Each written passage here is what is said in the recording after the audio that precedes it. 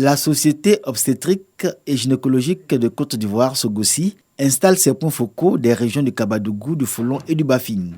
Ils prennent l'engagement de travailler pour le bien-être des populations et pour une bonne image de la société obstétrique et gynécologique. Nous mettrons en place tous les moyens nécessaires, je dis bien tous les moyens nécessaires pour atteindre notre objectif, à savoir les moyens matériels, les moyens humains et personnels, les moyens scientifiques, pour la formation, pour avoir des agents de santé de qualité, en appui avec la Sogossi. La Société obstétrique et gynécologique de Côte d'Ivoire, Sogossi, s'engage dans la lutte contre les décès maternels, natals et néonatals. Elle se veut aussi un instrument d'encadrement de ses membres et de lutte contre les décès maternels. Faisons en sorte de regagner la confiance de la population, faisons en sorte que même si nos conditions de travail sont exécrables, nous arrivions à faire en sorte que plus jamais une femme vienne donner la vie en perdant la sienne. Selon le professeur Boni Serge, la Côte d'Ivoire compte à ce jour 450 gynécologues et 6200 sages-femmes, soit un ratio de 1 gynécologue pour 5000 habitants et une sage-femme pour 1300 femmes en âge de procréer, un taux supérieur, quoi qu'on dise, à celui de l'OMS. Il n'est pas encore 7 heures ce mardi et le groupe scolaire Alassane Ouattara de Dimbokro est déjà animé. Des centaines d'élèves, la plupart accompagnés de leurs parents et examinateurs, y sont présents pour la composition à l'examen du CEPE, certificat d'études primaires élémentaires. Certains accompagnateurs qui voulaient accéder à l'établissement sont vite refoulés par les forces de sécurité. C'est dans cette ambiance qu'arrive le préfet de la région d'Unzi, préfet de Dimbokro, à ses côtés, les autorités éducatives. Dans une salle de classe, la petite Koné Daphné, 10 ans, est chargée de la vérification du pli contenant les épreuves. Aussitôt fait, le préfet distribue aux candidats la première épreuve du jour, l'exploitation de texte. Cette année, encore comme les autres années, Madame la ministre de l'Éducation nationale souhaite que ces examens se passent dans d'excellentes conditions sans qu'il y ait la moindre fraude possible. Nous l'avons rappelé aux enseignants ainsi qu'aux élèves. Le groupe scolaire Alassane Ouattara, 6 salles de composition, fait partie des 32 centres d'examen que compte la région d'Unzi pour le CEPE. Ils sont 5 934 candidats à composer pour cet examen, sanctionnant la fin des études primaires. C'est la récréation à l'école primaire de Ziasso, village de la sous-préfecture de Bon, dans la région de la Bagou. 15 heures. Passé le temps de jeu des enfants, la cour de l'école devient le cadre de la rencontre entre la communauté villageoise, les enseignants des écoles maternelles et primaires de Ziasso, les acteurs impliqués dans l'exécution du projet d'amélioration de la prestation des services éducatifs, PAPS. Une rencontre sur fond d'échange direct et ouvert que le PAPS appelle dialogue citoyen. Les problèmes liés à la gestion et le contrôle des résultats scolaires sont relevés à partir d'un tableau de bord. Nous les enseignants, nous donnons les cours. Et quand les enfants rentrent à la maison, il n'y a pas de suivi au niveau des parents. C'est un nouveau projet. Voilà, donc nous sommes en train d'essayer aussi pour voir si ça peut changer les choses. Dans l'ensemble, c'est minable. C'est dû à la manière dont l'enseignement est aujourd'hui. Ça veut dire que l'élève doit écrire le « je mange » avec le « G », mange, mais quand il écrit avec le « J », on dit ça suffit. Qu'il a l'intention de l'écrire, donc il le connaît. L'école n'était pas comme ça. Et l'orthographe, où on met ça? Le rapport de l'enseignant à l'élève dans le processus d'apprentissage au primaire pose le problème de la didactique des disciplines. Les enseignants sortis des CAFOP, centres de formation des instituteurs de la pédagogie par excellence, n'y sont pas formés et cela apparaît comme une lacune manifeste dans leur pratique éducative qu'ils traînent comme un boulet au pied. Aujourd'hui, le projet d'amélioration de la prestation des services éducatifs au projet « Mon enfant apprend mieux à l'école » vient combler cette lacune en ce qu'il offre pour le préscolaire communautaire et le primaire un ensemble d'activités visant à améliorer les conditions d'apprentissage des élèves de CP1, CP2 et CE1. Il y a eu des évaluations, PASEC, qui ont démontré que nos élèves de CP1 jusqu'au CE1 ont une faible performance en lecture-écriture et en mathématiques. Donc si les compétences de base en lecture-écriture et en mathématiques ne sont pas maîtrisées, ça va être difficile pour les enfants d'arriver même jusqu'au CM2. C'est ce qui a fait que nous avons changé.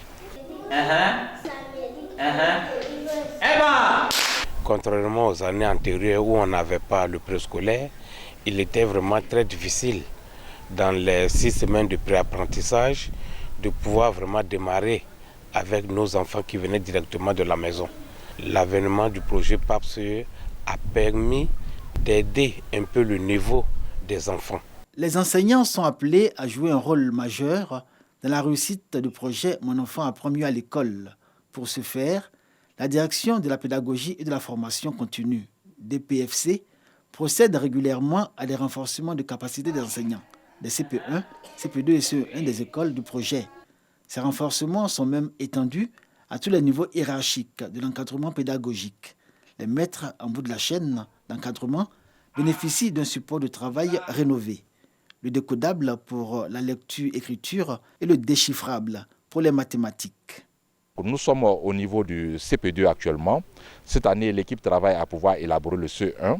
On espère et on travaille avec le ministère de sorte à ce que le manuel décodable CE1 et le déchiffrable CE1 ainsi que les cahiers d'activité et les guides maîtres soient disponibles également à la même période que ces ouvrages-là. Oui. En classe, il est parmi les 20e, 21e, je suis fier de lui aujourd'hui. Parce qu'avant, il était nul. Mais maintenant, ça commence à s'améliorer un peu. Douasso, village de la sous-préfecture de Gbon, dans le département de Kouto, région de la Bagoué, occupe le premier rang avec 48,6% pour ce qui est des acquis en lecture-écriture et mathématiques parmi les 5 écoles que touche le projet dans cette région.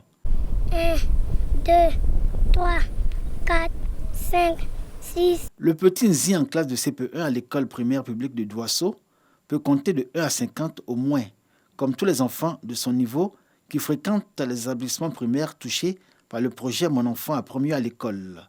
Policier. Gombo. Policier. Et l'enfant, avec le décodable, arrive à lire avec fluidité. En maths, le PAPS nous demande que l'enfant explique ce qu'il a fait. Voilà. Il doit nous dire comment il a procédé et comment il a fait pour trouver son résultat. Les 4 autres villages, Timboroni, Ziasso, Blidiemene et Tindara, avec respectivement 41,2%, 40,6%, 37,7% et 37,5%, ne sont pas moins méritants, comparativement à la moyenne nationale qui est de 34,8%. Ces ratios mettent en évidence non seulement l'impact des nouvelles approches et nouveaux outils pédagogiques, mais aussi l'appropriation du projet par l'ensemble pédagogique de la chaîne d'encadrement et toutes les parties prenantes. On a fait une formation en lecture, écriture, une formation en mathématiques. Et on a vu des nouvelles méthodes, tout ce qu'on peut faire pour que l'enfant puisse être imprégné, que l'enfant puisse être acteur dans sa formation. On a essayé de mettre tout cela en application pour que l'éducation en Côte d'Ivoire soit au sommet. Il y a eu une forte mobilisation qui a été provoquée et suscitée par le PAPS. Et donc on peut facilement mettre en œuvre toutes ces pratiques. Dialogue entre les parents et les enseignants, entre la chaîne d'encadrement et les parents, parce que nous-mêmes, nous nous déplaçons pour aller dans ces localités, nous rencontrons les chefs de village, les populations et tout ça pour leur porter l'intérêt que présente justement l'école. De la mise en vigueur du projet en juillet 2018 à ce jour, des salles de classe y ont été construites et réhabilitées avec amélioration de l'environnement scolaire, notamment la latrinisation, la construction de pompes villageoises, à l'objectif d'améliorer les résultats d'apprentissage des élèves. Et dans cette même perspective, plusieurs nouveaux centres préscolaires communautaires ont été construits dans les 6 régions visées par le PAPS, entièrement équipés et pourvus en personnel. Ces centres préparent les enfants à intégrer le primaire avec des prérequis grâce à leur niveau de veille et d'apprentissage. La communauté en prend grand soin au regard de l'impact socio-économique et pédagogique du projet. On est en train de faire la sensibilisation et puis la mobilisation de la communauté pour pouvoir pérenniser le projet. C'est pour cela aussi on leur demande de mettre en place des AGR, des activités génératrices de revenus qui vont leur permettre de faire face à certains problèmes après le projet. Il est vraiment nécessaire que tous les acteurs, toutes les parties prenantes, c'est-à-dire les parents d'élèves d'abord, les enseignants, la chaîne d'encadrement pédagogique et les directions centrales du ministère puissent accompagner le projet de sorte à ce que les résultats puissent être des résultats objectifs et que cela puisse pouvoir permettre de pouvoir dire si on actionne tel levier, si on touche à tel autre levier, voilà ce qu'on peut obtenir en termes d'amélioration de la qualité. 150 écoles en Côte d'Ivoire expérimentent le projet Mon enfant apprend mieux à l'école avec les élèves des niveaux CP et classes maternelles dans un environnement d'apprentissage des enfants amélioré, autant que les infrastructures. Toutes les parties prenantes du projet montrent leur détermination à s'approprier le PAPS, entrevu comme le modèle pédagogique capable d'améliorer les résultats d'apprentissage dans les écoles primaires. Agboville, chef-lieu de la région de l'Agné-Bitsiassa aux couleurs de la diversité culturelle.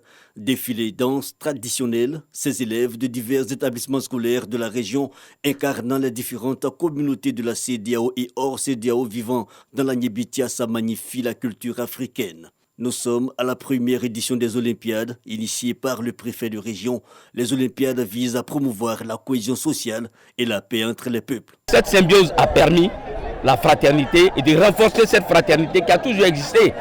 On nous fait croire qu'il y a eu des problèmes entre les Malinqués et les Abès. Mais non, il n'y en a pas, puisque c'est les peuples qui vivent ensemble depuis des millénaires. C'est par l'amitié, par la fraternité, par ce genre de manifestation que nous pourrons dépasser les clivages qui existent entre nous. Les Olympiades entendent occuper sainement les élèves, souvent auteurs de troubles et de violences en milieu scolaire. Une ambition portée aussi par Pierre Demba, président du conseil régional de l'Agné-Bitsiassa. Que nos enfants ont besoin d'être pris en charge.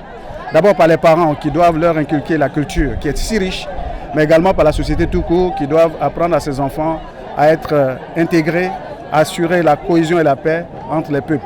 12 établissements secondaires d'Agboville parrainés par 10 communautés de la CEDEAO sont mis en compétition pour la première édition des Olympiades.